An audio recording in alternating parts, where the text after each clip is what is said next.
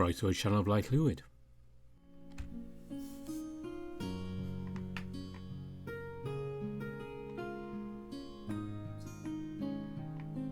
Welcome back to NeveN. Of course, we've had a very successful festival going on, and as we left things last time, Erik was confronted by someone who I didn't expect him to see. Let's see what comes of that.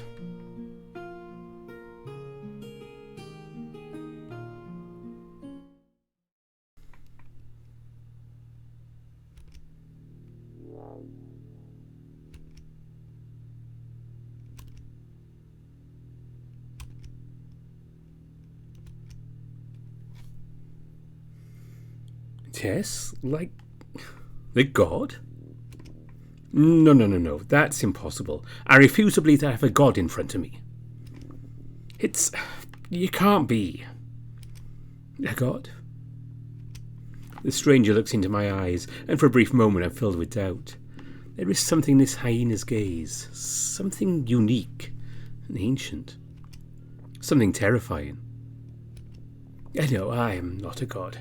No more than you are. I simply bear his brand and, at least as far as our little gathering is concerned, his name.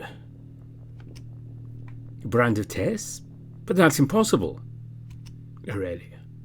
Did you honestly think you are the only one to bear the brand of a forgetful one? Did you think you were unique? What? No, but I thought... I don't know. That still doesn't explain how I got here or what I'm doing here. I'll try to clear things up. Do you know who Tess is? The god of death? And that's exactly why the mortals are wrong. Death is just one of his aspects. I tend to think that, like NeveN, he is the god of what could have been. However, while NeveN represents the possibility of a better life and the many choices open to us, Tess embodies shattered hopes and abandoned dreams. That's why you think he's the god of death. The end of a life is the end of a story. Tess is the one who picks up the shredded pages of our existences. He is the one who remembers them. I read a note of resentment in the stranger's voice as he uttered those last words. Doesn't explain what I'm doing here. Oh, and in your dream. And mine. But also in the dreams of the other 10 chosen ones. Our lives are intertwined by a common destiny, even if you don't know it yet. The other 10? I don't understand a word. But if you brought me here, that means you can send me home, right now. Calm down, NeveN. You wouldn't want to miss a little family reunion, if I can put it that way. I don't give a fuck about... Tess plunges his gaze into mine, and for a moment I'm petrified. I feel as if my life is flashing before me as I relive every moment I narrowly escape death. But this time, rather than escaping it, I perish, as if each death were real, over and over again, until I find myself on my knees in front of the hyena, drenched in sweat and panting as terror grips my body. There's no reason to be vulgar. I wanted to see you alone before summoning the others. Your god so rarely chooses an avatar, and you are always... unique. I can't manage to react right away. My whole mind is still paralysed by what I've just experienced. It's only when my shaking stops that I realise the full extent of what he's just said. An avatar? I thought I was the first to be branded by NeveN. No, I'm afraid that's not the case. There have been very few throughout history, but you're certainly not the first. We'd have heard of them. The others have been more discreet than you, and they all had fairly short lives. Why? Am I risking anything? It's best to wait until everyone's here before discussing it. You've mentioned the others several times now. Who exactly are they, and why are we here? I'm talking about the 12. Those branded by the gods in a unique way. The avatars. That word again. I still have no idea what it means exactly, but I suspect it's probably nothing good, especially based on what he said about other people's lifespans. I glance around against my eyes land on the 10 unoccupied seats. One for each god, huh? A clap of hands brings me back to reality. Good. How about we get everyone in? With a smile, Tez activates his brand. The bluish light then forms a skeleton that's visible through his clothes. Damn, it's really over his entire body. What exactly is he capable of? Before I have time to wonder further, shadows start to take shape on the various empty seats. These shadows slowly turn into anthracans, but they are obscure, indefinite, mere silhouettes before my bemused eyes. Apart from their species, there's nothing to tell me who they are. Nothing except their brand, gigantic and glowing on their bodies. Arakar, Garan, Tessel, Huri, they're all here. And on the seat to my left, on the body what is pretty clearly a lizard, Argon. A lengthy brand that covers the back of the silhouette and then continues on its tail. A brand I know very well. Tenoch? Erik, what's going on? I don't even know what to say to him. I hardly know any more than he does. However, before I have time to think, a voice echoes across the room. Mahi Helenat had Halri Koaf? Maybe Kaken? Noka.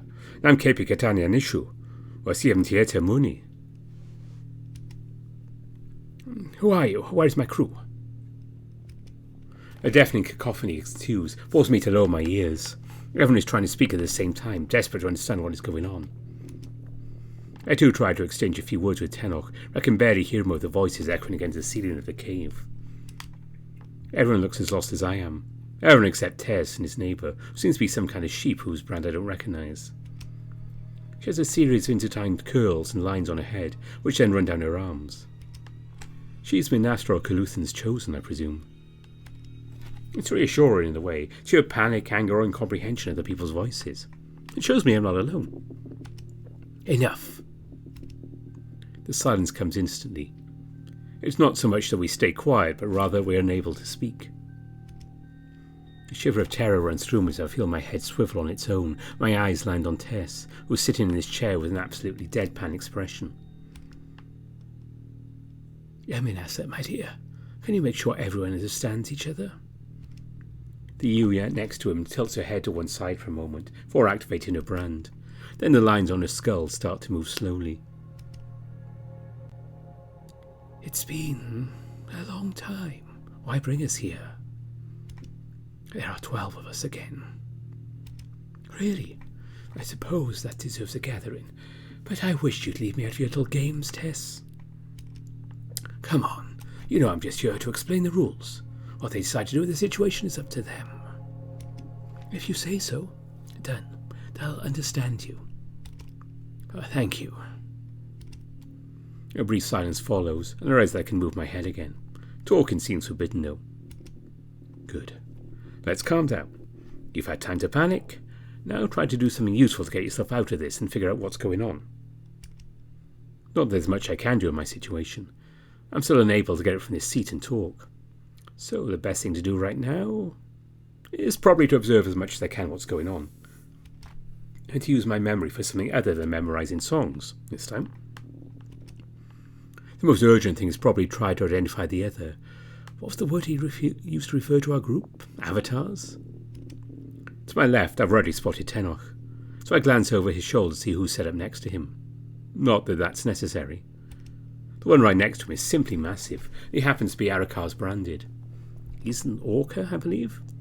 It's hard to be absolutely sure just by looking at this silhouette. The next seat is occupied by a feline. A panther? Or perhaps a jaguar. The brambles typical of Manuani's brand wrap around her arms and legs, or meet on her torso to blossom into a flower.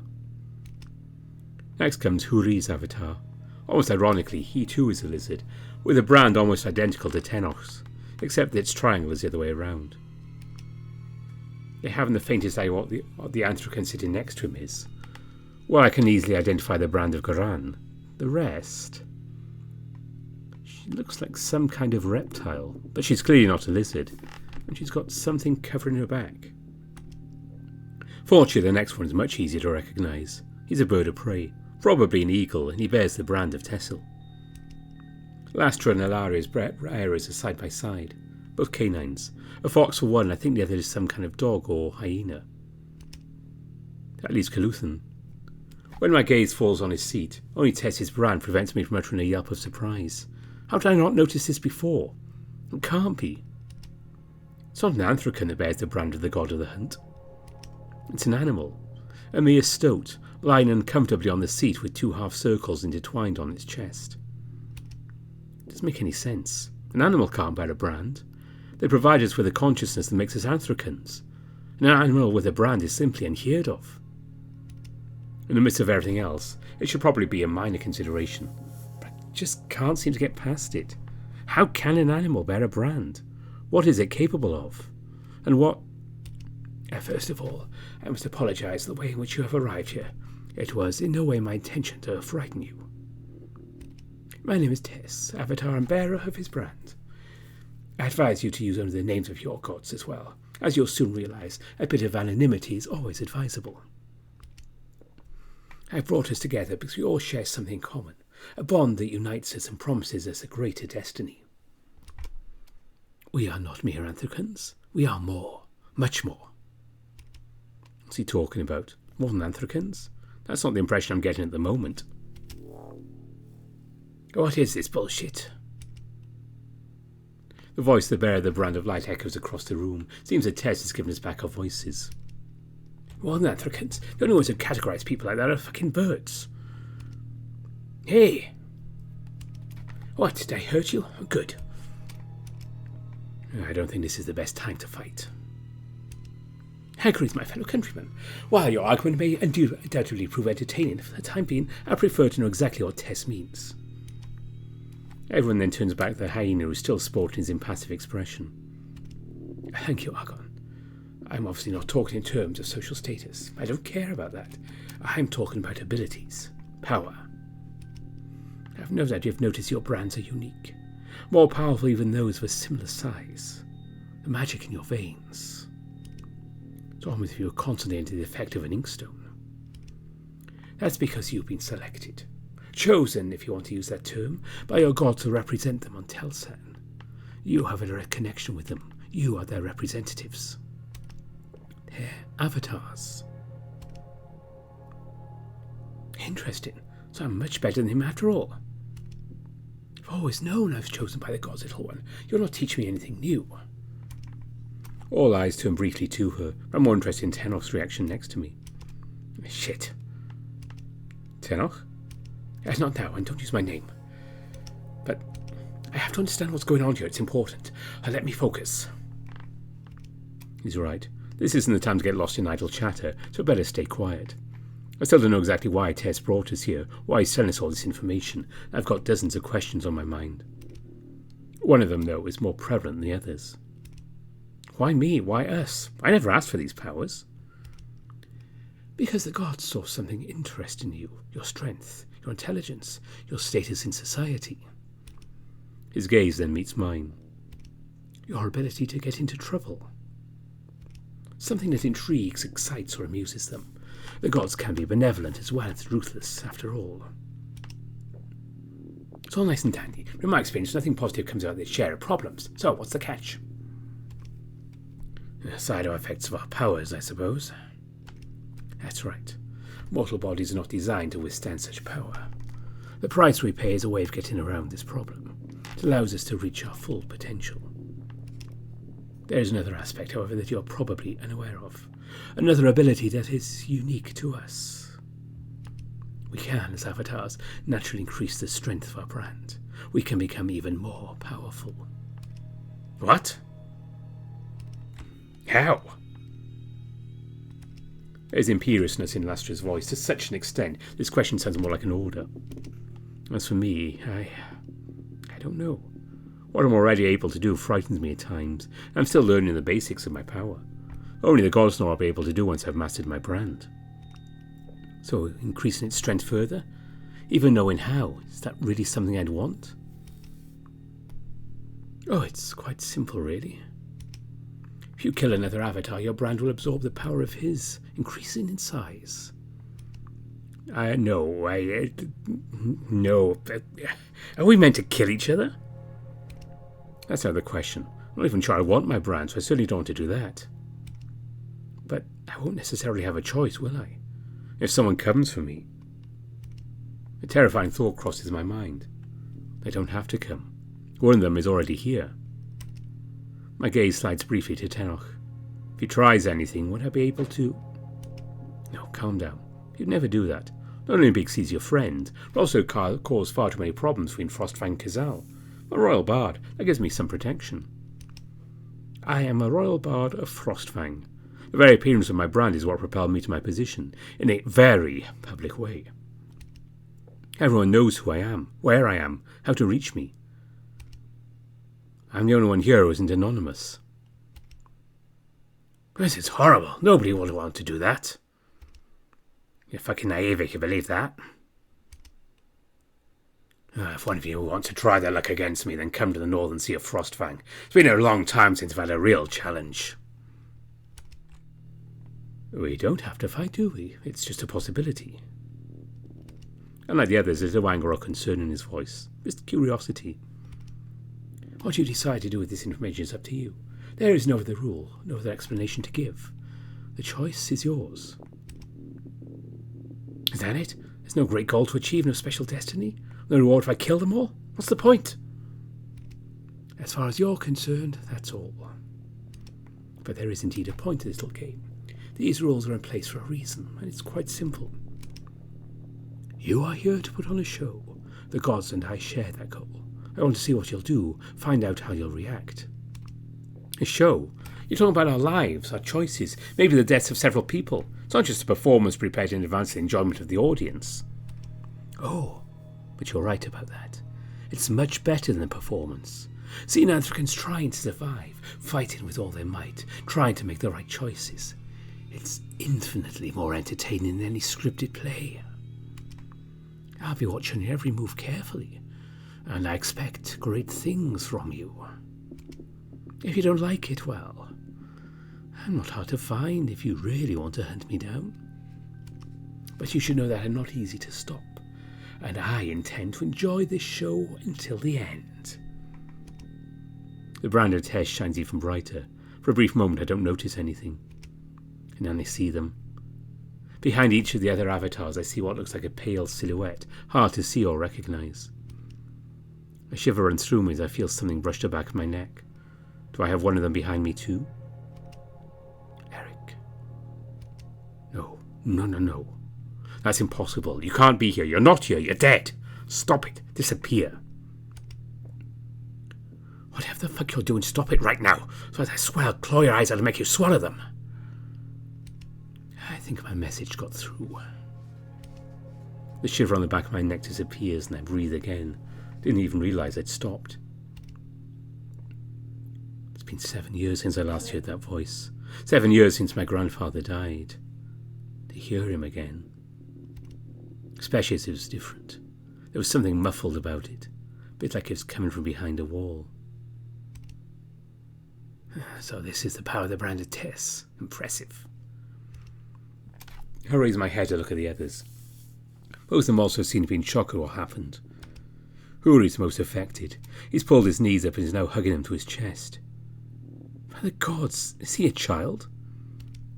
Alari's body, in contrast, is expressing a radically different emotion. It's pure, unadulterated rage. You let her stay where she is. Don't you dare use her again for your filthy tricks.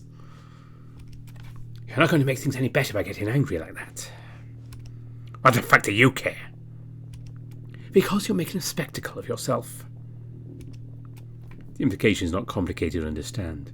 He gives Tez what he wants. Alari seems to get the idea and goes silent again. If I may. Hey, NeveN, if Huri looks young to me, this one is barely a kid. There's no way he's over 20 with a voice like that. As Tez pointed out, we don't have to fight each other, do we? I have another suggestion. I am the Wathir Aemon of Mekad. I'm currently in Kadir, our capital. A fool. Say no. Argon? I think I know what he's going to say, and it'll never work. Intrigued, I focus my attention back on the bird, which everyone else seems to be doing. Powers allow each of us to accomplish far more than anyone else could ever hope to do. Just imagine what we could do if we worked together. Join me in my domain in the capital. Once there, together, we can plan how to use our powers to best help others around us. A pause follows his statement, silence in which I can recognise surprise and disbelief. I have to admit that, well, it sounds very naive. Working together, hand in hand, with so many people from so many different places. On top of that, with Anthicans who have every reason to stab you in the back, literally. Even I don't believe that for a second. It looks like I'm not the only one. I've had to escape quite a few traps and even set a few myself. There's got to be one of the most blatant I've ever seen. And you mean what you say, kid? I don't give a few hours before you find yourself slaughtered in your own house. But... you really think we're going to trust a fucking Wathia? I just want to... Wathia, I think it'd be best you kept your mouth shut for the time being. I admire your noble intentions, but I fear this is not the right audience. Not to mention, even if you are sincere, what do I care about the good of others? Poor kid. I can't let him be bullied like that. Even if his proposal isn't the most informed, it's not a bad idea. We don't have to fight each other. We don't have to cooperate either. My brand makes life difficult enough without a fight to the death between the gods' chosen ones, and I certainly don't need more power. A detailed and test explanations comes to mind. That might convince a few people. Not to mention the fact that if the side effects of our brands are indeed due to the fact that our bodies can't withstand their power, won't that be even more of a problem if we gain more power? That's the price I have to pay. No, I don't want that. I don't care. My power only exists to protect the Akhnawik. Nothing else. As long as you leave my people alone, I have no reason to fight you, nor to help you. That seems to be the end of the conversation. So what? Some of us are prepared to kill the others, is that it? Lastra, at least, is clearly not against the idea. As for the others, how can I find out? How do I know that anything that comes from them is true? And how do I know they're not playing a part, pretending to be someone else? For fuck's sake. My gaze settles on Kaluthan. The weasel's now curled up in its seat, apparently asleep. Does it have any idea what's going on? Is it even able to understand what is being said? It's just an animal. It doesn't deserve this, no more than the two kids who got those brands. No more than I do. It looks like our time is running out. Some of you are starting to wake up. The next time you cross paths will be in the awakened world. I have no doubt your meetings will make great stories. So get stronger to survive and fight. Tez will be delighted to pick up the fragments of your existences. My awakening is sudden, but I lie in bed for a moment as I try to sort out what I've just been through. Fuck's sake, why me? There are a lot of people out there who want blood, and I'm not one of them. I feel like my head's going to burst, so I straighten up and take it between my hands. What am I supposed to do? Breathe, Erik. Think about your options. I could run away again. Leave all this life behind and disappear into the wild. No, that's stupid. The danger is out there. As long as I'm within the castle, I'll have the support of the royalty. But sooner or later someone will come here. Someone who will want to kill me. Here you go, Erik. That's what you get for wanting to live so flamboyantly. You can't be a royal bard without a few irritating admirers. With these thoughts in mind, I practically jump out of bed and throw on some clothes in a hurry before heading out of my room. No time to get all dolled up. Danger is imminent. I must find Melbion. As I make my way through the corridors of the castle, I forget a detail I'm very quickly reminded of when I catch sight of them. The guards. They're going to ask me questions. Yeah, they're already coming towards me with their hands on the grips of their swords. I put on my best singing voice, then start chanting the few words that come to mind in this chaotic moment. Get the fuck out of my way. I won't suffer any delay. And with that, activate my brand and aim at their armour to immobilise them in place. When I emerge in the royal wing, I come face to face with Gillian, who is calmly seated in a chair in front of the entrance to the prince's office. He questions me with a stare before one of the guards burst in just behind me, weapon in hand. Easy there, what's going on? He's dangerous, he used his brand against us. I really don't have time for this. I need to speak to the prince immediately. Our kingdom is in danger. The captain winces as he glares at me, but obviously decides to believe me as he opens the door to invite me in. I'm surprised the prince isn't sleeping, and even more surprised to see him working as usual. When he looks up, the bear flinches for rubbing his eyes. Something tells me he's also sleep deprived. What are you doing up at this hour? I really want to ask him the same question, but now is not the time. I'm in trouble, and so is Frostfang. Melbjorn blinks as he takes a long, perplexed look at me. Where am I supposed to start? This whole situation makes no sense. There are others like me, other unique brands. They call them avatars, and even the avatars of Tess and Minasa are out there. They exist. The one of the brand of Tess visited us all during some kind of dream. A dream? It was a dream, but real? I was aware of what I was doing, what I was saying, and Tenok was there too. He'll be able to testify to what happened, I'm sure of it. The avatar of Tess said if one of us killed another avatar, they would gain power. Some of them are coming for us. It's only then I realise my voice is shaking, and my whole body follows. You should get some rest. I'll take care of alerting the kings. We'll probably need to have an emergency council meeting tomorrow. As the bear ponders what to do, a whole host of emotions take hold of me, then momentarily snap out of the torpor still gripping my body. And eventually, I tell Melbjorn how I feel, very deeply. Why does all this shit keep happening to me? Incomprehension, fear and anger mingle within me. I feel as if I'm going to collapse under the weight of these feelings. But the prince takes me in his arms, and for a moment I forget everything as I embrace him back. Are you sure you want me? It could be a danger to Frostfang, to everything your family has built. I won't choose between you and my kingdom. On the contrary, I fully intend to have you both. You could simply run away from here and no longer be a problem. Always trying to run away, always trying to escape your problems. It's almost instinctive with you. You're safe here. I'll make sure nothing happens to you.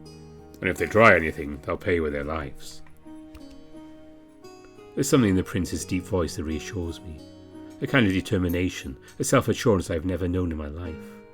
Even the cold steel of his armour is strangely soothing. He is my steel fortress in the middle of an ocean that seems to be getting smaller every day. The ceaseless waves of anguish that sees me crash against his unbreakable walls. And finally, when I find the strength, I detach myself from him while taking his hands in mine. Thank you for being there for me. We're here for each other. I'm simply holding up my end of the bargain. He smiles at me, and I can't help but smile back before settling into a chair. I'm not sure we'll be able to come here, but Lastra's avatar was clearly up for it. Oh, I'm sure Aeon will be delighted to know he has an equal to fight, should he ever come here. Do you have any other information that might help us? I think most of them look harmless, but maybe they're hiding it well. Some of them were younger than me still, and there was an animal, a ferret to be more precise. The bear pricks up his ears and stares at me, as if he's misheard me. Yeah, I know, it's weird. A lot of it didn't make sense, even considering it was a dream. And there's this pirate on our coast as an avatar too.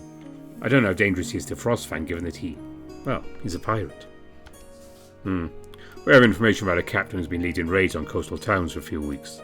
He's attacking a lord who isn't entirely loyal to us, so... Melbjorn shrugs with a grimace on his face.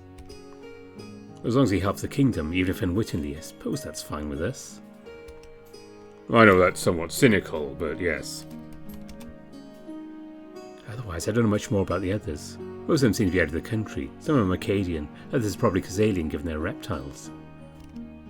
We'll go over it in detail once you've rested, anyway. I'll deal with the more urgent matters. Your safety must be guaranteed. I think I'm going to sleep much tonight. Do you mind if I stay here? No. On the contrary, I'd like you to stay. I was well on my way to pulling an all-nighter too, anyway. He smiles at me again before calmly returning to his paper as if nothing had happened. I admire his composure, but I have absolutely no idea how he manages to keep in these circumstances. As I brood in the corner of the room, something occurs to me. If I talk about something lighter, it'll help us both. By the way, I was wondering, why did you change your mind about us? What do you mean? You're afraid I wasn't serious enough in the relationship. That's what made you hesitate, isn't it? Melbjorn lets out a small laugh as he pulls up plans of the castle in front of him. Well, I know how much all things musical mean to you. I know that poem was heartfelt. And you happened to declare at the exact moment I needed it. You found the vulnerability in my armour, so to speak. He looks out from his paperwork for a moment to wink at me. So, I think that you want something serious. Well, at least I trust you to make it so, just as you trusted me by opening up to me. I didn't think anyone could analyse an early relationship so much.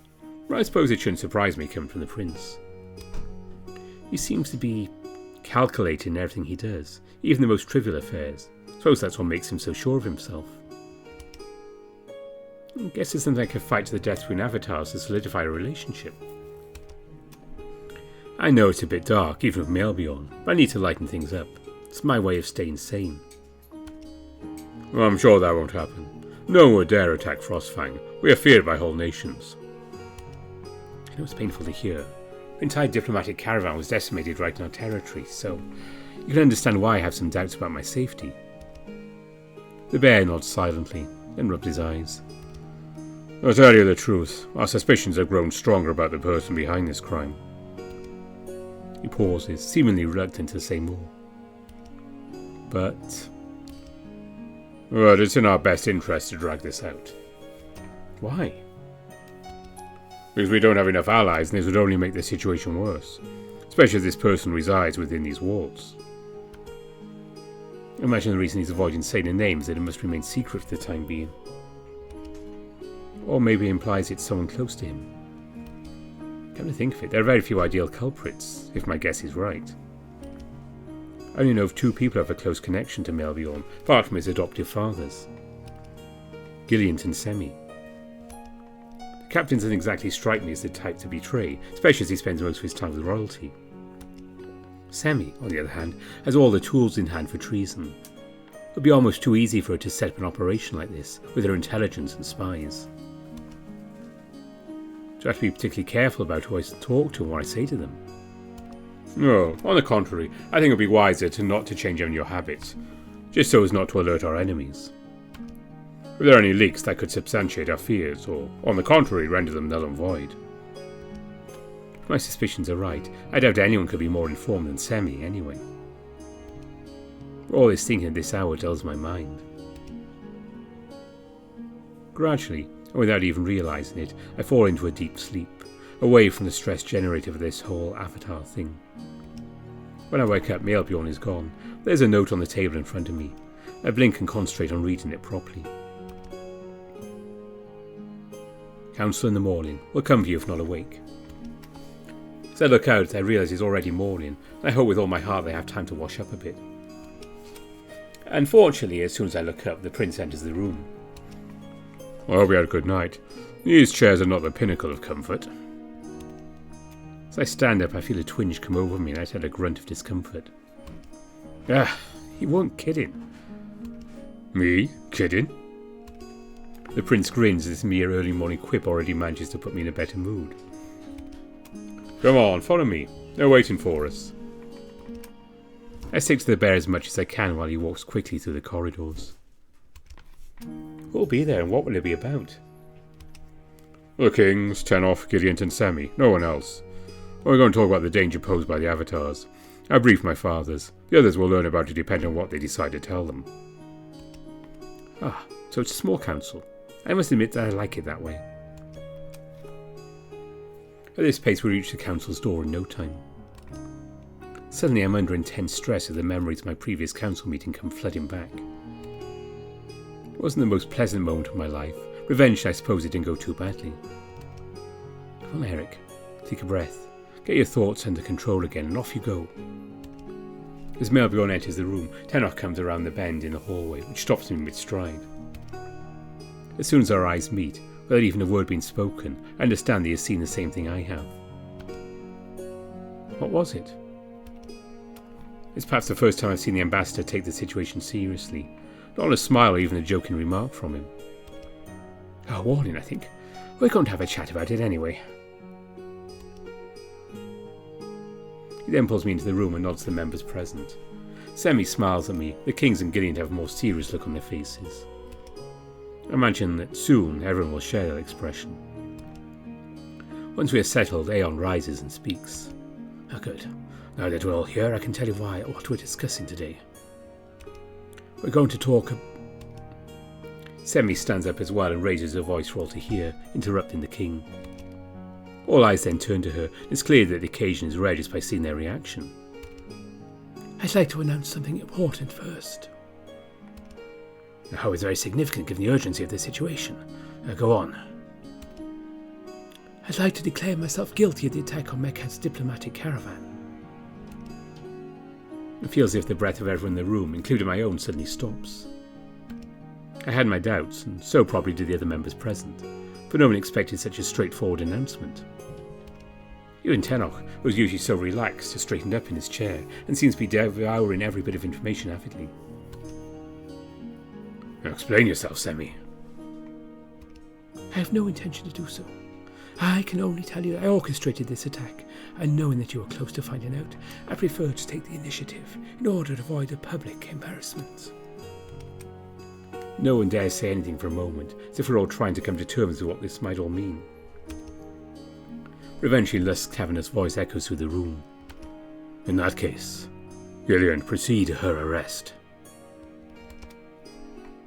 The captain, who'd remained silent till then, steps towards the Fennec, who does not resist. She even holds out her hand as the feline handcuffs her and offers me a brief smile before being escorted from the room. This is strange. I don't know how to react to this. I should feel sad, but somewhere in my mind a thought is tugging at me. Like there's something wrong with this whole betrayal thing. It's all too sudden, too easy. I glance in Melbjorn's direction. He seems just as pensive as I am. It's time to tackle the subject of the avatars. What the... Excuse me, but are you really going to pretend nothing's happened? This is the second time the tag has been interrupted. I can see he's using all his patience not to show any sign of irritation. We had our suspicions, and I think you'll agree that the more serious problem has arisen. I can see in the prince's eyes this is not the time to insist. But despite that, I have the unpleasant impression that I'm a long way behind what's going on here. Normally I know everything, and it's the others who have to drink in the rumours I spread. For the time being I have to play along. There's no way I'm going to let this go on indefinitely. Questions will have to be asked, sooner or later. Tenok then begins to recount our shared dream. I intervened from time to time, adding details of things that I noticed and he didn't, as well as recounting the brief moment I spent alone with Tess. Aeon, Lusk and Melbjorn listened to us attentively, and never interrupt us, except to ask for a clarification here or there. I can notice, however, the expressions get increasingly sombre with each new detail. As you know, I have been investigating brands with unique properties such as mine for some time now. All this is consistent with the information available to me. You had no idea of the existence of the avatar of Tess until now. There are indeed tales and legends about Anthracans who can talk to the dead, or even bring them back to life, but I've always mistaken them for children's stories. And you say that most of the avatars are in Mekad's territory? I do have a map. It will be easier. Melbjorn gets up to rummage in one of the cupboards in the room, returning the rolled up piece of parchment. He spreads it out on the central table, revealing a large map of Telson. So, here's what we know for sure. The avatars of NeveN and Argon are here, in Frostfang. Nothing new there. I watch him jot down a few words on the map. The name of each god, I suppose. Oh, we also know the Teslins and Kadir. He gave us his name while this was happening. It was the Wathir Aemon, I believe. Aemon? I know him, or at least I've heard of him. Is he going to be a problem? Well, it's hard to say. He's well on his way to be the next God King, given the size of his brand. But his ideas aren't really popular among the major Mekadian families. He wants to soften the rules around slavery. On top of that, he's practically a child. He's only just turned 18. Shit. I suspected he was young, but still. That explains why he acted the way he did, I suppose. Are there others with legions we are certain of? Ahuri. He's in Itza at the moment. I have met him before and I was trying to understand the strangeness of our marks. He's also under 20, not at all a fighter, but he'll do what is asked of him. Marouani is also in Kazal, but she is part of the Free Tribes. She only acts with people that are directly threatened. They don't care about the rest of the world. As for the Avatar of Arakar... We know about him already. He's an independent pirate, isn't he? We can try to buy his services. He'll buy just for money. Oh, maybe. Other arrangement can also be offered if necessary. But we're not there yet. But now we need to make sure we know everyone's loyalties. Regarding the others, I'm convinced they're Laria, Karan, and Lastra and Mekad. I don't know exactly what their role is, but I think they live there. And how would you know that? I know the incident that coincides with the appearance of the brand of Lastra happened in the Mekadian desert. Oh, we heard Ilaria's avatar talking. I didn't understand what he was saying, but I've heard Akhet speak often enough to recognize the Mekadian language. As for Karan, she's an armadillo. A what? A sort of rat with a shell, if you like. I've never seen this species. You only come across in Mekad or South Ghazal. From the way she spoke to the Wathia, I think she's used to addressing them appropriately. Which means she's probably a slave. That would make 4 avatars potentially loyal to Mekad. I don't think Ilaria obeys them. He seemed to hate them. No, he's a slave, whether he hates them or not, it won't make much difference. He'll have to obey anyway. Any other information? Even the smallest detail could be useful to us. Tess spoke to me in Frosty when we were alone. We made it quite clear he didn't intend to intervene directly. Oh, and Minasa spoke it too, for she made sure we could all understand each other. So, potentially 2 uncontrolled avatars in our territory. Do you think they could be on our side? I wouldn't count on it. They both seem keen to stay out of this. Oh, the last of the forgetful ones, Kaluthan.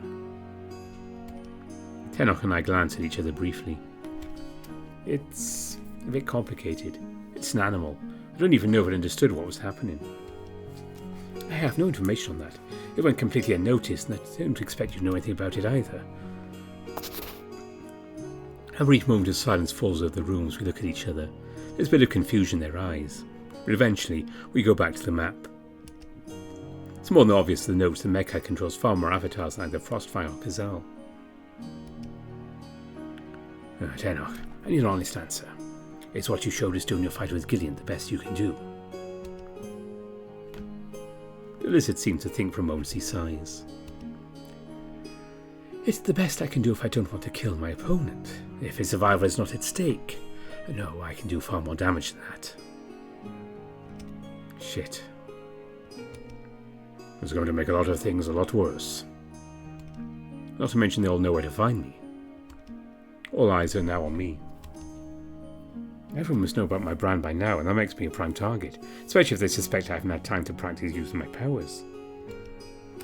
A question suddenly haunts me, a question I was hoping I'd never have to ask myself again.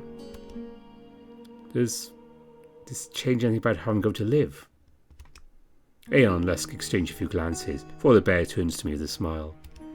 Oh no, I don't think that's necessary right now. We're not going to do anything about the situation? I didn't say that. We'll double the security around him. I think that's the best thing to do, is keep a low profile for now. To hide our bad after revealing him as openly as yesterday would seem strange. But it's risky, isn't it? After all, it could be anyone.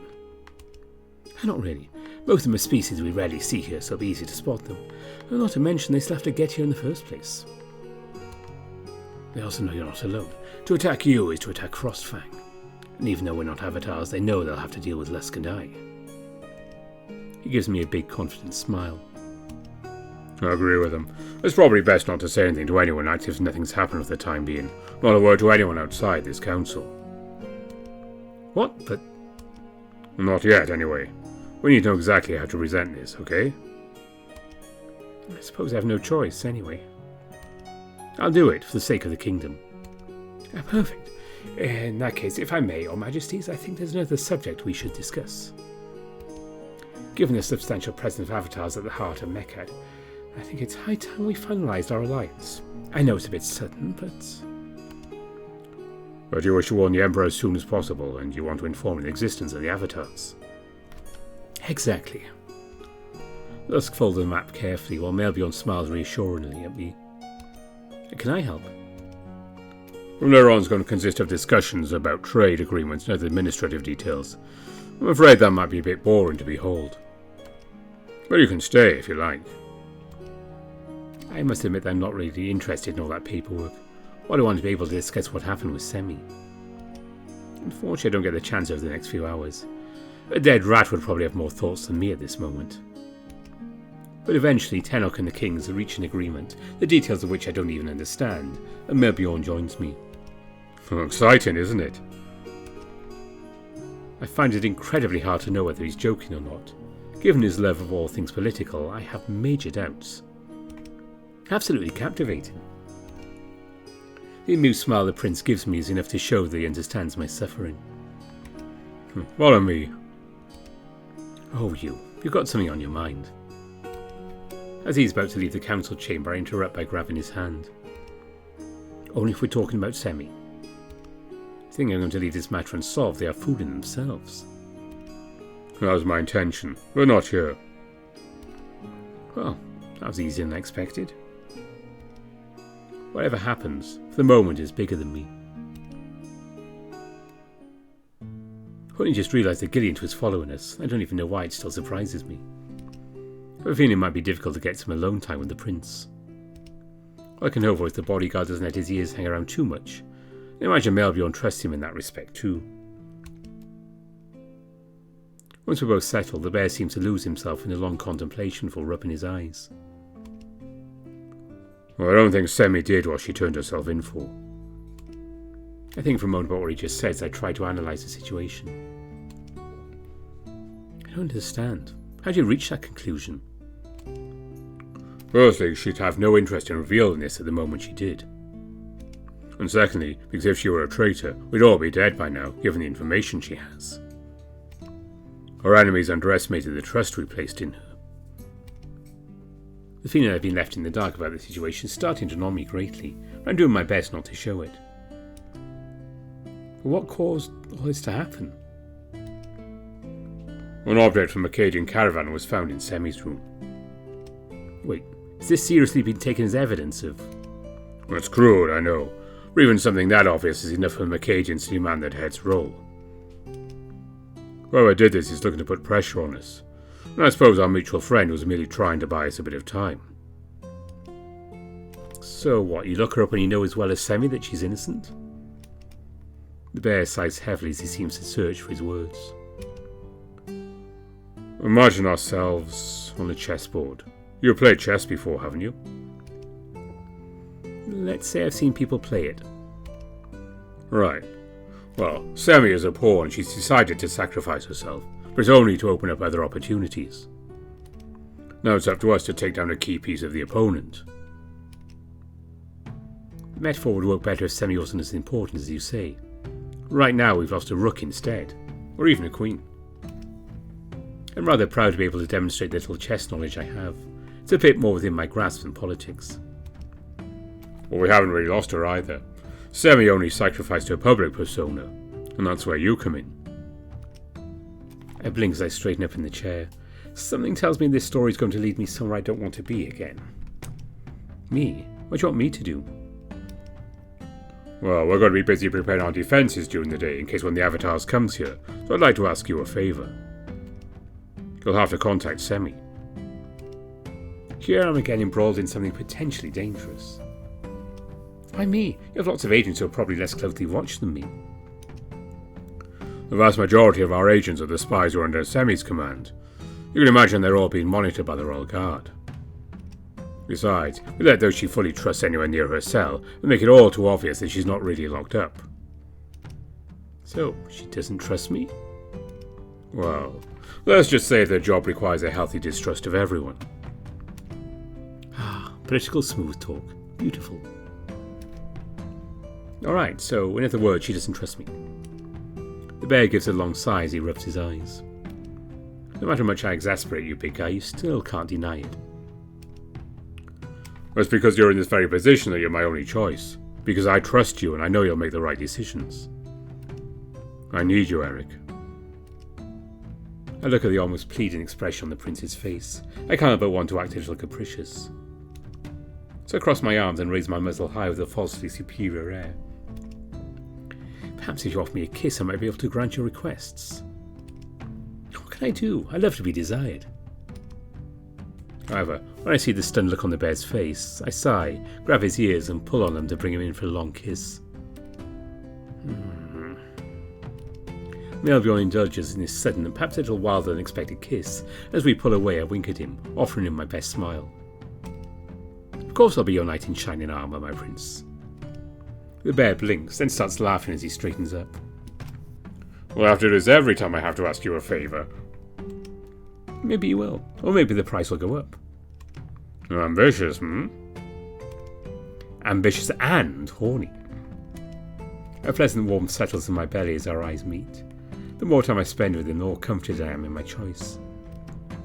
Your duties first, then we can discuss your ambitions. But of course, dear prince. And with that, I bow before heading straight to the castle jails. I must confess I did not expect to head for such a place with a bouncy step. Every day has its surprises. As I make my way through the corridors, I realize that it might not be very discreet to display such joy.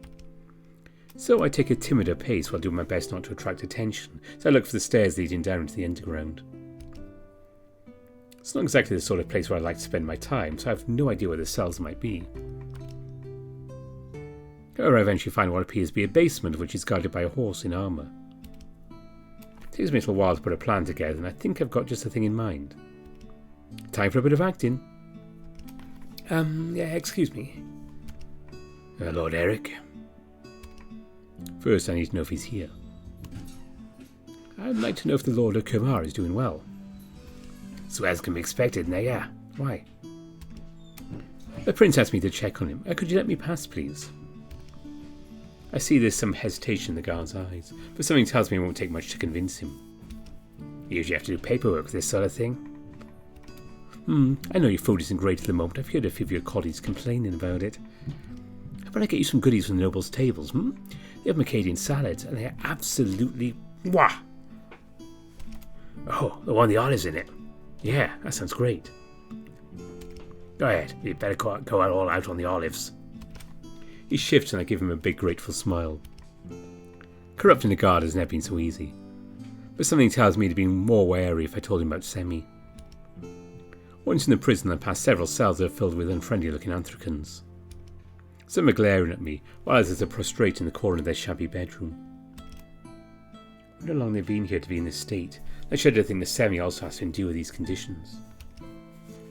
Fortunately, after passing a few empty cells, I find her in hers looking straight ahead with a pensive expression. She doesn't seem to be in poor health. Semi. The Fennec raises her head and looks me up and down before approaching the bars. Who sent you? A male Bjorn. He told me that... Speak lower. The walls have ears here. Cells next to yours are empty. I think there's nothing to fear. Semi nods and seems to relax momentarily. In that case, it means he's understood my message. A message? Turning myself into the staff of the councillors ensure they have no information about what's going on in there. An enemy spy will do everything in his power to be present on this occasion. But on top of that, a lot of outside pressure was weighing on the royalty. The Merchants Guild were demanding accountability for the attack on the diplomatic caravan. They want to be able to resume trade without fear of Mekad returning the favour. So, by doing everything I did, I lifted the royal family's obligation to act against me or giving satisfaction to the disgruntled. All these elements put together surely roused doubt within the prince. But why? Why all this show? The Fennec smiles mischievously at me before returning to a straw mattress. From the outside, no one will know I've surrendered, apart from the royal family and Bastard of Khazal. So, either the culprit will be someone from that circle, in which case Tenach will become the kingdom's target of choice, or they'll think I was arrested by royal decree and not because I surrendered. This situation is entirely to our advantage, because if our culprit thinks I've been arrested, he'll also think that the kings and their son have taken the obvious bait he set for them. I'm trying to make sense of the situation. It must be obvious to the Fennec that can't find a conclusion to this riddle. It means our traitor is likely to underestimate them in the future, increasing the chances of a misstep on his part. This logic gives me a headache, even if it does make sense, eventually. Imagine he didn't become a spy master for nothing. That's also what painted a target on my back. I'm a culprit of choice, after all. Who would attack Mekad if not the evil bird-hating spy? Her laughter echoes from her cell and I can't help but flinch. How can she remain so calm in such a situation? But do you have any idea who it could be? I do have some suspicions. Maybe it could even be you, Erik. You have a tendency to stick your nose everywhere, especially where it doesn't belong. She turns an unnervingly hostile gaze towards me. I can't help but shudder. Eventually she shows a whole row of her fangs to form a toothy grin. But if you're willing to lend an ear for the good of the kingdom, kiddo, I'd like to point you and NeveN in Astrid's direction. I think at least one of them is playing a game that could well prove deadly. Why them in particular? NeveN has been excessively discreet after opposing the kings during the last council. Not to mention he already has a record as far as betrayal is concerned. Then, as treasurer of the kingdom, he has access to a lot of information, maybe even as much as me. As for Astrid, she's been strangely supportive of the kings, given that she represents the nobility. Her zealousness in bringing the two sides together could just as well be a means of concealing less honourable intentions. Especially she probably didn't appreciate the treatment Lord Brayhurst received in the tournament. This may have spurred her into taking action. That's when I remembered that the ram must be nearby. I struggled to keep my curiosity from getting the better of me. I would like to see if he's been treated properly by the guards. Before you go, can I ask you a small favour? Looks like a lot of small favours to fill today. Should start getting paid. Depends. What kind of favour? I'd like you to check on Rowan if possible. He must be worried sick by now. But you'll have to be discreet and not mention the discussion we've just had. I like him, but he's a talkative type. He might jeopardise the plan if he knew too much. Oh, what am I supposed to tell him? I'm sure you'll find the right words. With all the goodwill in the world, I can't help but sigh. An avatar, a messenger, a spy. Clearly I'm anything but a bard in this castle. Maybe I should sing when I talk to them, just so they remember what my purpose is. Well, I guess I'll keep my mind occupied at least. I don't really want to think about the whole avatar thing. The denial of their arrival will do for now. Alright, but don't let it become a habit. Thanks, Erik. It means a lot to me, no matter how trivial it may seem. On that note, it's time for me to enjoy a good rest on a luxurious bed. Take care, Semi. Deep down, I hope this situation doesn't last. Doubt she's holding up as well as she's trying to let on. Someone her age isn't meant to live in such an uncomfortable place. With these final thoughts with Semi, I walk away with a heavy heart, trying to lie once more as my footsteps guide me toward the Royal Guard barracks. Normally I've headed back to Mekadians first, but it turns out I'm getting tired of walking through corridors, and Rowan is closer than the princes. As I enter the room, I'm surprised to see Rowan standing there alone, throwing knives at a target with a brooding look. When he becomes aware of my presence, he raises his hand without so much as a smile. Bad day, huh? Oh, you said it. As he continues to throw his knives, I pull up a chair to settle beside him and smile reassuringly. I need to find the right words, without saying too much. I took the initiative to go see Semi. She's doing well for the moment. It's only half a lie. I really like the old Fennec, and checking on is important to me, even if it wasn't my initiative.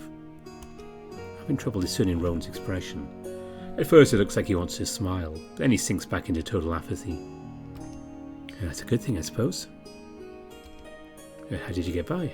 I'm not allowed to see her. Oh, a few promises to a hungry guard and a bit of deceit. I guess you look harmless to everyone, and the fact that you're not related to her helps too. I'd rather put it down to my natural charm, but I guess your explanation makes sense too. While putting on a false air of pride, I wink at him in the hope of bringing a smile back to his face. It doesn't work.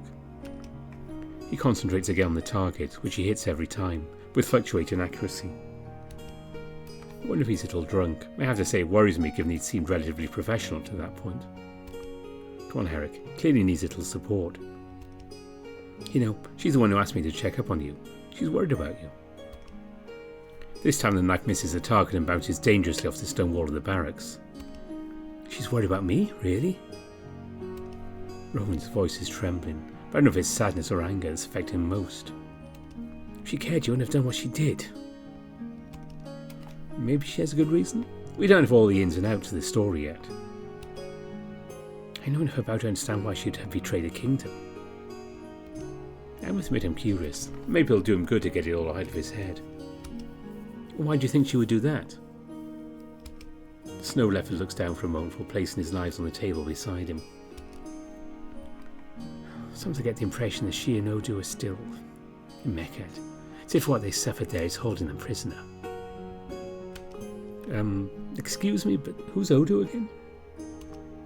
My father-in-law, one of Semi's sons. Oh, is that the hooded fennec who also accompanies her? That's him, all right. He used to be a spy. Since his daughter is my wife, he's been Semi's bodyguard.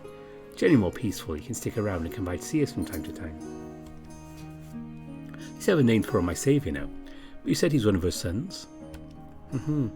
She has another, but he's on a mission out of the kingdom. Oh, Mekad? Rowan gives a long sigh while sliding a finger over the blade of one of the knives thoughtfully. Confidential. I should have known. Everything's confidential when it comes to Semi. Anyway, I can't understand what she and her sons may have been through. I'd like to build something here. Our common future is in Frostfang. And sometimes, I know it's hard to hear, but I feel like she's holding us all in the past. It sounds like he's trying to come to terms with Semi's treachery, in his own way. It's hard not being able to tell him the truth. I feel more like I'm pressing on the wound than helping him. Maybe I should change the subject instead. Say, why did you become a guard, if you don't mind talking about it? Rowan shrugs and finally sets his gaze on me. Good pay, steady work, it's not too dangerous. Not to mention the fact that it lets me work for true legends. You mean the kings? You've seen him fight, you know what he's capable of. The felin's gaze loses its gloom to practically burst with 1,000 lights if he speaks of his captain. The admiration in his voice is almost tangible. I had to admit it was impressive. If I could, I'd have bet on Tenok, and yet... I had no idea Gilliant was such a popular figure. He's so... Gilliant. It's part of the charm. The grouchy masked panther seems to be a crowd pleaser. It's true that people love a good mystery. Besides, he's an example to us all as a warrior. Rowan sighs at length. He gradually relaxes in his chair. I'd like to be like him, one of these days. There's so much admiration in the guard's voice that I find it sweet.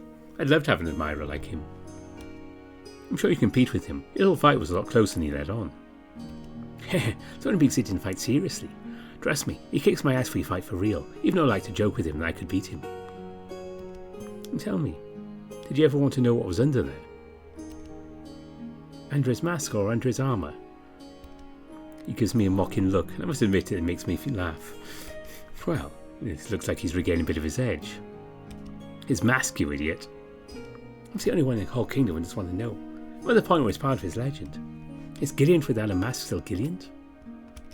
Oh, come on. Not even a little look underneath? You like curiosity, Rowan? I don't know. When you dig too deep, you also run the risk to see the reality beneath the legend. Sometimes it's not what you want it to be. I distinguish a note of melancholy in his voice. I wonder if he's also thinking of Semi as he says these words. Regardless, I take the initiative and place my hand on his arm as I try to be as comforting as possible. I personally think it's the Anthracan that makes the legend, or his armour. It'd be a lot less mythical if he fought in his underwear. That answer catches me off guard, and I can't help but giggle along with Rowan. So much for my attempt to have a serious conversation. But at least the snow level looks better than he did before I came, and that's a victory. Look, Rowan, I'd love to stay a little longer, but the prince might get worried if I don't come back. Oh, His Majesty requires your personal presence? Sounds like you two are getting along pretty well. Well... No, Erik, don't say what you have in mind. The truth is, I'm the one who has to see him. I have dance lessons to give him. That's probably one of the worst lies I've ever fabricated. The fact it wasn't necessary in the first place makes it even worse. Dance lessons? I realize he was very ungraceful, so there we go. I see that Rowan does everything to keep his seriousness, but fails to conceal it. It's probably because we're talking about the prince and he doesn't dare burst out laughing. I'm counting on you to keep this confidential, of course. Obviously. Crap. It's definitely not going to stay between us. Anyway, I'm off. Take care of yourself. You too. Thanks for stopping by. And give him one last wink for heading back in the direction of the prince's office. I think I'm going to spend the whole day walking up and down his castle. I never visited as much as I did today. Fortunately, I'm beginning to feel at home in the royal wing. The entrance to the prince's office is even starting to have a cosy feeling about it. Gilliant isn't there this time. The prince is definitely present when I push open the already ajar door. Erik, so what did she tell you? Let me settle down, will you? I open up a chair and rest in it as I sigh heavily. You could have thought about compacting your castle a bit and making fewer floors. It's a real pain to get through. Well, this place is much older than anyone living in it. We're not responsible for its layout. Not to mention it's a stronghold launched to the palace, so it makes sense to make it easy to defend and complicated to get through. The bear smiles at me as he closes the door behind me, then urges me to continue with an insistent look. It's just as you suspected. Everything was planned. What I understand, she wants the real traitor to think he succeeded in this scheme, and she's got 2 guesses to who that might be. Astrid and NeveN. She's mentioned them to me in the past, yes. I stand speechless for a moment as a bunch of insults run through my head. Did I really go through all these corridors to hear the 2 of you repeating things you already knew? We're at the assumption stage, but I guess it's time for action now. She wants me to snoop around them. The prince scowls as he loses his gaze to the window. I can't ask you to do that. It's too dangerous. Hey, you got me into this whole situation, so I'm staying in it. Besides, I'm doing this to the people I care about, especially you. I don't intend to give up, especially if it might involve my well-being. After all, if the kingdom falls, we'll fall with it. It's more than blind loyalty, it's also a matter of survival. This is different. NeveN and Astrid have power. They represent more than just themselves. I'm really starting to wonder who holds the power here. For the moment we do. But the slightest misjudgment, even one wrong sentence, and everything can turn upside down very quickly. Politics is just a balancing act. Absolute power doesn't exist. At least, not the way we envisage the future. Not without a lot of violence, Mekadians looks down before nodding. We'd all like to avoid that eventuality. The last civil war left a bitter taste in the mouth of those still alive remember it. Or those who read history books, I presume? I smile at the prince, knowing full well that's probably how he knows about it. After all, he's too young to have lived through it. Well, unfortunately, not everyone is interested in history. Those are the ones most likely to repeat the mistakes of the past. Should I feel targeted? On the one hand, I'm joking, but on the other, I'm also thinking a lot of people just like me didn't have access to the education promised by the royalty. No. Well, that's why I'm not thinking about my reign only from a military perspective. I'd like to bring education to the masses. That's something my fathers weren't able to achieve, even though they wished to. There are so many more direct threats, it's hard to focus on what's really important. Our future. But soon you won't have the excuse of illiteracy to escape my history lessons. You'll have to study alongside me, willingly or not. Mekadians lets a little laugh. But I have to say his idea is charming as much as it amuses me. You know what? I'll take your word for it. You'll teach me everything you know. And in return, what do I get? A clever bunny? I already have him. He's knowledgeable in many things, other than history. My ears perk up, and I flash my best grin while applying a lecturous note to every word I form next. Oh, really? And in what is he knowledgeable, exactly? Oh, no. I can see exactly where you're going with this. Oh, come on. I didn't know where you were taking this conversation. Maybe I did. But don't you dare tell me you're not enjoying this little game. Oh, it amuses me. But don't expect to win, that's all I'm saying. As I say these words, I stretch out my leg under the desk to rub it against the bear's. I then continue the conversation innocently. It looks like Mekadians is trying to do the same. It's a shame I have to fulfill my new responsibilities as a spy. I have to leave you with your papers and your thoughts. This time it's the prince who imitates me by making himself as tempting as possible. I must admit it amuses me greatly to see him depart from his usual behaviour. Well, I'm sure we share some of those thoughts. Too bad we can't put them into practice. He winks at me and I can't help but laughing as I stand up. I love to continue this little game, but something tells me that having him wait will make things a little more interesting in the near future. The problem is, it's also frustrating for me. Anyway, it's time for me to pay a visit to our dear. What exactly is NeveN's role? Mekadians struggles to regain his seriousness as he clears his throat to resume his usual serious tone. He is officially treasurer. Let's just say he does more than the job usually entails. Good. Onward to see the treasurer then. Just as I'm halfway to the door, the prince suddenly raises his voice. Wait, I had something on my mind. Oh? When I turn around, I see the bear somewhat embarrassed. Am I scaring the prince so much he doesn't dare tell me what's on his mind? He looks rather cute with that look on his face, but I offer him a smile to encourage him to continue. You know the idea you had to go out irresponsibly, as you like to say. Mm-hmm. Would you like us to go out tomorrow, you and I? There are still a few days of party left in honor of my birthday. I'd like to get out in town. I can't help but let my face glow at the thought, but reality quickly catches up with me. I'd love to, but security might be an issue, wouldn't it? Gideon will be busy elsewhere. As for the rest of the guards, I have a plan to get out without attracting their attention. I have to admit that kidnapping a prince wasn't on my list of things to do right now, but I can always add that to the list of things that'll probably get me killed eventually.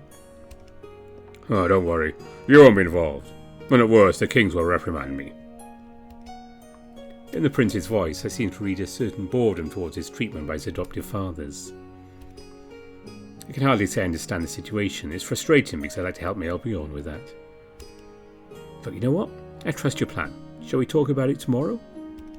With pleasure. Good luck with NeveN, and be careful, please. Those last words sound like a plea to my ears, as I try to understand how an old squirrel could be dangerous to me. Then I remember he's probably got his butt sitting on a shitload of gold. I exit the office one last bout with the prince before scurrying off to... where exactly?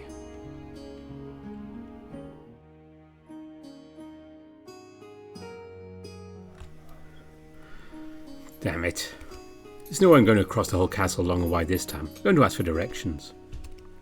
So I head back to Mekadians' office, who smiles when he sees me. That was quick. Where's NeveN's office? South wing, second floor. See pages running around with bundles of parchment in their hands in the corridor. You won't be far from his lair. Thank you. And this time I'm off for good, or mentally preparing myself to trick an accountant. In other words, a difficult task awaits me. As I climb the stairs, ready past several servants hurrying up with piles of documents. This is probably the busiest wing in the castle. It's surprising given the one dedicated to the nobles is teeming with chattering Anthracans all day. Any luck also means I go unnoticed amidst all the mayhem. Not particularly needed. I think the few questions I'm asked about being here, the better off I'll be. I'm lost in thought when the castle servant nearly bumps into me and his stack starts to tilt dangerously. Excuse me. Oh no, he doesn't react. I've got to sing something and fast. I really don't have the time to come up with a fancy rhyme. And when those graceful words hastily uttered, my brand lights up and I freeze it off the pile in time. The servant continues on his way as if nothing had happened. The Anthracans around me seem too caught up in what they do and see the papers floating magically above them. I don't know whether I should be happy that I've pulled it off or vexed that no one is paying attention. Probably both at the same time. That said, it gives me a unique opportunity. I get into the pile and release my power so it falls right into my arms. Then, once my vision of the servant crumbling into the paper is finished, I follow the lines to the room that seems to be at the heart of all this activity. If I thought the corridors already are quite active, this place is another notch above. A good 30 Anthracans are busy calculating, counting and redirecting servants to other parts of the castle. Thought the heart of the kingdom was in the throne room, but this is where the true magic happens. Almost literally in some cases, given the paper flies by itself, probably under the influence of an air brand. That's when I realised that whoever is responsible for these wording documents is also who I'm looking for. NeveN. He's far too busy to notice me, so I have to get as close as I can. And I must emphasise that this is a challenge in itself, given that wave after wave of administrative staff drown me out as soon as that piece of paper drops. By the gods, what I wouldn't give to be a bear right now. I'd crush a few of them, for good measure. But if that's what Mekadians wants to do to me... Focus, Erik. And finally, as I'm struggling to breathe, I find a gap in the middle of that endless wall of bodies. I only find myself nose to nose with a squirrel, who blinks in utter incomprehension as a wax tablet flying nearby falls heavily on a hyena's head. Ouch. Can't save everyone, I guess. I expected this accident to attract attention. The other servants barely take the time to get around the knocked out Anthracan. I'm sure you can get stepped on occasionally. What are you doing here? The squirrel's nervously sizing me up and down as his bony fingers close over the flaps of his furry coat. A courtesy call, and there are a couple of things I'd like to discuss.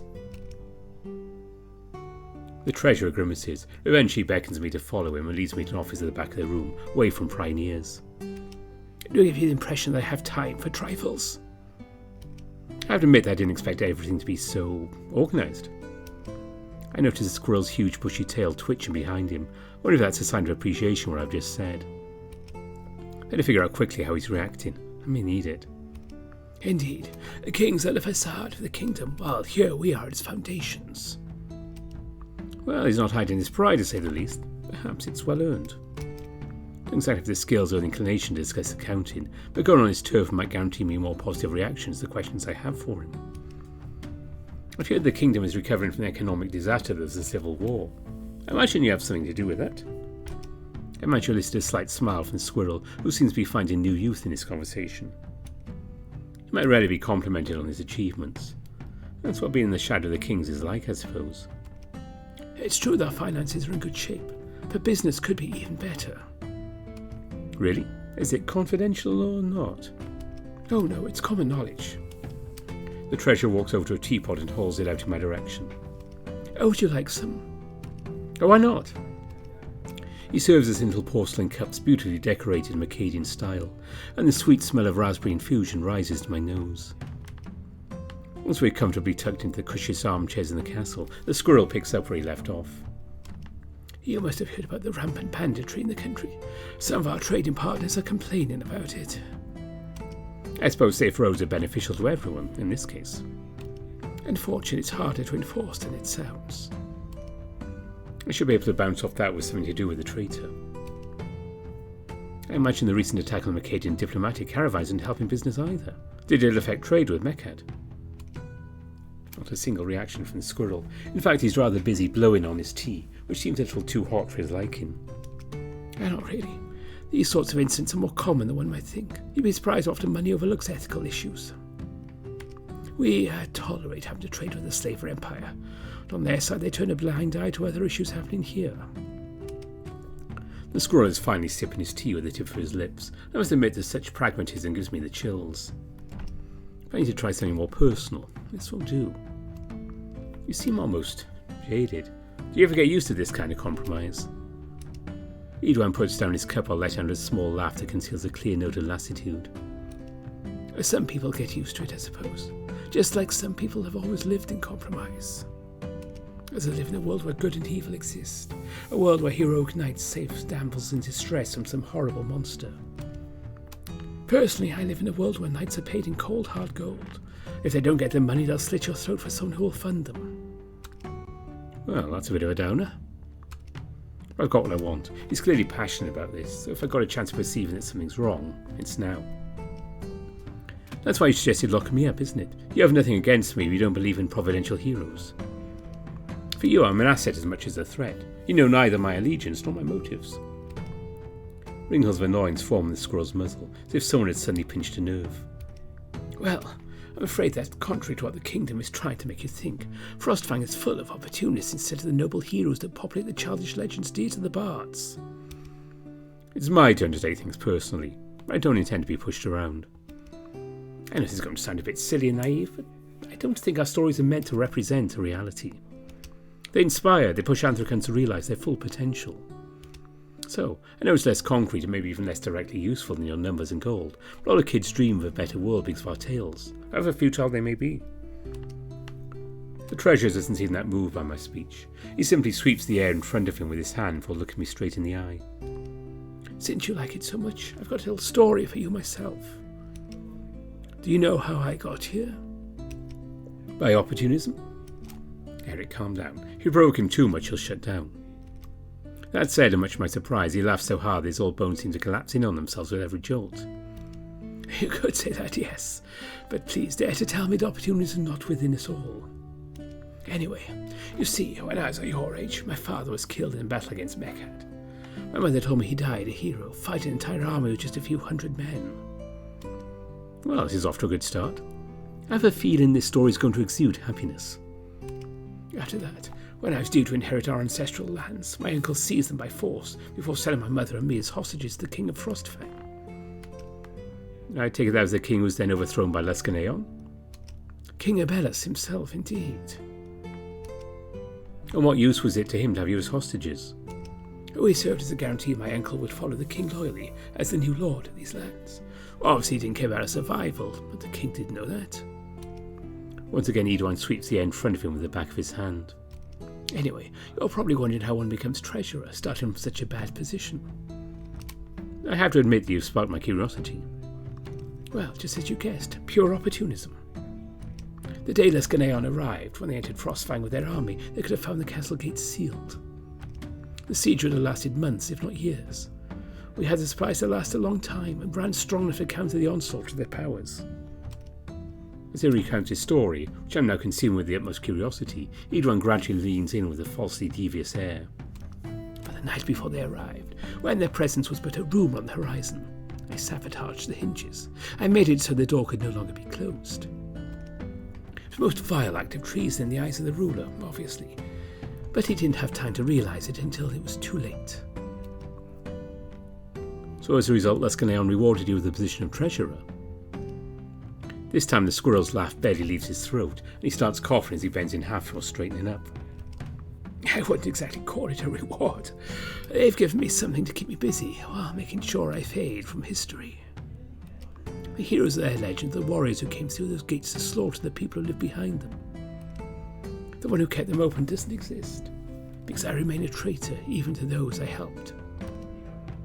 The squirrel doesn't even hide his resentment anymore, but I can understand him being bitter if he's really treated that way, even though I have my doubts about that. I don't think they see you as a traitor. They wouldn't have put you in that position otherwise. Oh, they don't say it openly, of course, but I can see that they want to keep me in the shadows. The treasurer pauses, and I can see that his gaze is wandering. I take the opportunity to drink my tea, which is a little too cold now. Anyway, I didn't do it because it was the right thing to do. I did it because I had something to gain and nothing to lose. Do I regret it? Absolutely not. I would do the same thing today, knowing the consequences. I don't expect anyone to put flowers on my grave when I die, and that's just fine. I don't like flowers anyway. Just as this conclusion is, I can't help smiling at the note of humour Edwin adds at the end. Whatever you think of it, you're probably a hero in some people's eyes. Maybe the approach wasn't the most heroic, but the result is there. Then again, I suppose heroic deeds can sometimes come from selfish motives. What I've heard about the previous laws, they at least partially deserved what happened to them. Edwin doesn't exactly look convinced by my little speech, to say the least. The result is all that matters. In the end, fewer people died because of what you did. That's a nice way of looking at it. I'm not trying to play down my betrayal. I've lived with it for years, and it no longer disturbs my sleep. But I must admit it feels good to be able to talk about it. It's a rare opportunity, so I thank you for it. The squirrel is far from being who I imagined him to be. Besides, I admire his honesty, even if it doesn't change Semi's suspicions about him. After all, if he betrayed once, I suppose a second attempt is a possibility. I'd like to think that's behind us. As Melvion likes to remind me, this kingdom is based on the concept of second chances. It's been a pleasure. If we don't share the same vision of the world, I find it interesting to be able to discuss it. Good. But don't think it's an invitation to chat regularly. I've got far too much work ahead of me. Off you go now. Perfect. He got so carried away with his story, he even forgot why I was there in the first place. The less he delves into my lies, the better off I'll be. A good day, Edwin. I'll see you at the next council meeting. That's right. A good day to you. And with those words, I leave with a lighter spirit. However, as I walk through the corridors, I catch a faint glimmer of sunlight through a window. I must have spent more time wandering the castle than I thought. The day is already beginning to draw to a close. I'll probably have to speak to Astrid tomorrow, before I go out in town with Melvion. And I hope she won't gut me on the spot when she sees me. This is a possibility I keep in the corner of my mind.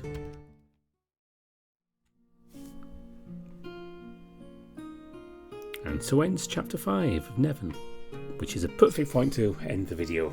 We'll return probably early October to NeveN, and we get to go out with Melvion. It should be fun though. If you have read NeveN, you know there's a scene in there I can't show you. But I'll remind you to go and look it up and download it from Mitch when we get there in the next video. But speaking of videos, there won't be one next weekend. Coming up in this week, we have another chapter of the Yalmak Chronicles. There will be no video next weekend. I'm actually having a holiday. But at the end of August, or start of September, depends on your time zone, we will be starting something new. It's called Moonfire, A Seeker's Saga. It's actually on Steam if you want to go and check it out and buy it for yourself. That will be a new series starting at the end of August.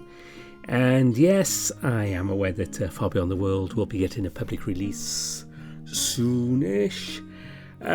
We might do a short teaser on Labor Day, which for people outside North America will be the first Monday in September, or it might be a full video that weekend. I'm already committed to doing Moonfire at the end of August, so that's what's probably going to happen for Far Beyond the World, because I know people will be asking me, and that's what I have planned. As well as, of course, we'll be returning to NeveN in October. We have more After Years, more By Your Hands, more Spectrum of Hybrids. I'm ready to get back to Minotaur Hotel soon. There's a lot of stuff to be done. So I do have a schedule working here, and maybe we might eventually get back to the occasional short midweek video, a bit more common than we have had recently. I hope anyway. But that is it for now. And as always, before I go on, to say thank you to all my donors on Ko-fi and Patreon. Patrons, if you're watching this, there is an extra update I gave you yesterday. So it's not to do with videos, but just explaining some micro change there. It's nothing bad, it's all good, don't worry. I just wanted to make you aware of that. And my top patrons, who I hope have been reading all that. Oh, what a link, what a link, what a link. They are Andy Peng, Aaron Fox, Bastian, Bieker, Brian Hall, Copus Visser, Dissonance, Zach, Grizz, Arbismos Productions, Ida Corval, Evan King, Kartek, Mike Kenya, Maris Avantes, Mohammed Al-Zamel, Vulpers Need Coffee, Amar Amaterasu, Tiger Cup, Sumuto, Spiderling, Rafu, and Omar. Special thanks to those, and thanks to you all for just watching the channel, doing the likes, doing the comments. It all helps. So yes, more Yalmak Chronicles in the week, and I'll be back right here in 2 weeks' time, as far as I'm concerned. That might vary when you watch this, with Moonfire, A Seeker's Saga, which will start off that series at the end of August. And enjoy yourselves, enjoy what's left of the summer if you're Northern Hemisphere, or if you're like me, hope you started your autumn's going well. And if you're in the Southern Hemisphere, I guess it's, well, you're probably getting rid of winter soon, maybe. I'm not quite sure where you are down there with it, but I know it'll be winter time. So spring is coming for you. And even better, we have snow on the way. That'll be nice.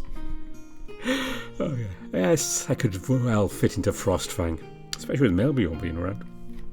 Thanks for watching. Bye for now.